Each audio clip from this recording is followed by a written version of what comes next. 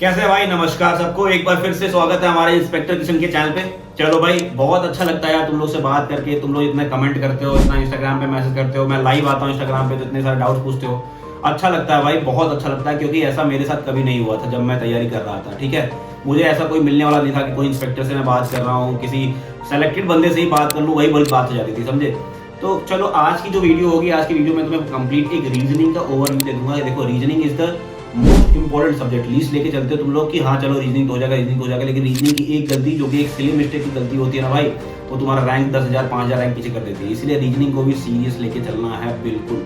Reasoning मैं कैसे करता था, बहुत ही ऑनेस्ट वे में बताऊंगा तुमको कि मैंने रीजनिंग कैसे की। देखो, जब मैंने कोचिंग की थी स्टार्टिंग में, तो मैंने रीजनिंग की क्लास की थी। ठीक है, मेरा बेसिक्स क्लियर हो गया था वहां से कि रीजनिंग है क्या।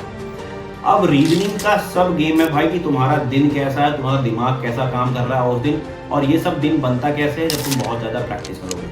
और मैं करता क्या था वो तुम्हें बताता हूँ। ठीक है, सबसे पहले मैं तुम्हें 2-3 चीज़ें बता दूँ कि कोर्स खरीदना है तो तुम कोर्स खरीद सकते हो। 2-3 चीज़ें बहुत अच्छा पढ़ाते हैं। मैं तो रीजनिंग की क्लास मैंने बहुत ज़्यादा की नहीं है कभी, लेकिन इस समय मैंने यूट्यूब पे देखा है, एक करियर विल के एक हमारे सर है पीयूष वरसानी सर, बहुत अच्छी रीजनिंग कराते हैं वो। विक्रमजीत सर भी हैं, बहुत अच्छी रीजनिंग कराते हैं। तो किसी का कोर्स तुम ले लो। ठीक है, अगर तुमको रीजनिंग अपने से नहीं हो पा रहा है तो किसी का कोर्स ले लो, कोर्स खरीद लो, वहां से कोई टेंशन नहीं है। दूसरी चीज, प्रीवियस ईयर ले लो। प्रीवियस ईयर के लिए मैं हमेशा किरण को ही कहता हूँ, क्योंकि भाई वही है, मेरे टाइम पे भी वही था, आज भी वही चल रहा है। किरण पब्लिकेशन की कोई भी प्रीवियस ईयर की किताब ले लो रीजनिंग के लिए, जिसमें 7, 8, 10 साल के पुराने पेपर दिए हुए हों।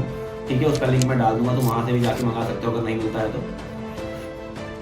किरण पब्लिकेशन की किताब ले लीजिए, और तुम्हारे पास एक मॉक टेस्ट होना चाहिए। ठीक है भाई, मॉक टेस्ट होना चाहिए। अब मैं करता क्या था, जैसे कि मैंने चैप्टर शुरू में पढ़ लिए थे, सारे चैप्टर पढ़ लिए, प्रीवियस ईयर लगा लिया था, सब कुछ कर लिया था। ठीक है, अब जब मैं मॉक देता था तो मॉक देने में मैं 25 सवाल का अगर मॉक दे रहा हूँ तो उसमें मान लो कि 22 सवाल सही हो रहे हैं, 3 सवाल 4 सवाल गलत हो रहे हैं रीजनिंग में, जो कि होने चाहिए। 25 में से 24 सवाल तुम्हारे सही होने ही चाहिए, ये समझ लो, नहीं तो तुम पीछे जा रहे हो रीजनिंग में, ध्यान रखना। प्रीवियस ईयर करने के बाद मैं मॉक टेस्ट पे आया।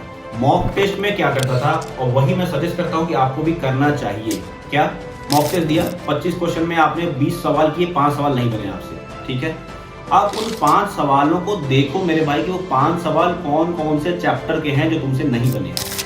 क्या वो डायरेक्शन का है, क्या वो रैंकिंग का है, क्या वो वेन डायग्राम का है, क्या वो एनालॉजी का है, कौन सा ऐसा चैप्टर का क्वेश्चन जो है तुमसे गलत हो रहा है।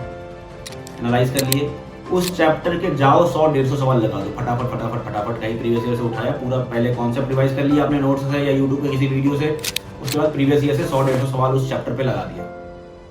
समझ रहे हो क्या कह रहा हूं मैं। जिस चैप्टर के क्वेश्चन तुमसे गलत हो रहे हैं रीजनिंग में, उन चैप्टर्स को पहले कंसेप्ट का रिवीजन करो, उसके बाद उस पर 100-200 सवाल जाके अच्छे से बना दो। That's it. मैं तुमको लिख के दे रहा हूँ भाई कि तुम अगर ऐसा काम अगले 15-20 मॉक टेस्ट में कर देते हो रीजनिंग के साथ, तो अगर तुम 20 सवाल सही कर रहे हो रीजनिंग में, तो तुम्हारे 20 मॉक के बाद 25 में 25 सवाल सही होंगे, अगर तुम सिली मिस्टेक नहीं करोगे तो, अगर तुम ध्यान से एग्जाम दोगे, अपना टेस्ट दोगे तो। बहुत ही सटीक बात मैं तुम्हें बता रहा हूँ, ये मैं करता था अपने टाइम पे, कि मैं ये नहीं सोचता था कि रीजनिंग कैसे करूँ, कहाँ से करूँ। मैं ये करता था कि भाई मेरा प्रीवियस ईयर खत्म हो चुका है, मेरा कंसेप्ट खत्म हो चुका है, अब मैं मॉक टेस्ट दे रहा हूँ। मॉक टेस्ट में जिस चैप्टर की गलती हो रही है उस चैप्टर को पढ़ लिया, उस चैप्टर के 100-200 सवाल बना दिए, दैट्स इट। आपको भी यही करना है। ठीक है, रीजनिंग के लिए इससे ज्यादा कुछ नहीं कर सकते हैं।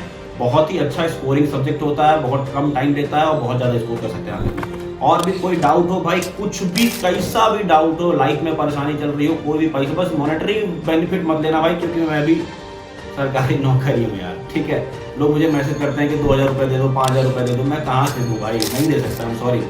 हाँ, मैं कितना अवेलेबल रह सकता हूँ भाई तुम्हारे लिए, मैं हमेशा अवेलेबल हूँ। तो किसी तरीके का डाउट हो, डिप्रेशन हो, एंजाइटी हो, ये सब तो बहुत बड़ी बातें हैं, ऐसा कुछ होता नहीं है। मतलब थोड़ा परेशान हो, मुझसे बात कर लिया करो, कोई टेंशन नहीं है। इंस्टाग्राम पे मैसेज कर दो, यूट्यूब पे कमेंट कर दो, हर जगह में मिल जाऊंगा तुमको।